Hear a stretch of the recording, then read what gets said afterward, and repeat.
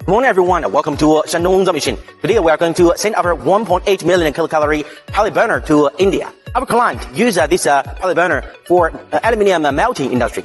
The advantage of our pellet burner is it can use both pellet and wood chips as fuel. The complete unit of our pellet burner include an material tank, the screw conveyors, the fan blower, the PLC control panel, the main body of the burner. Our pellet burner has the advantage of automatic intonation, automatic burning, and automatic temperature control. But this burner is in a kind of edge manual cleaning type.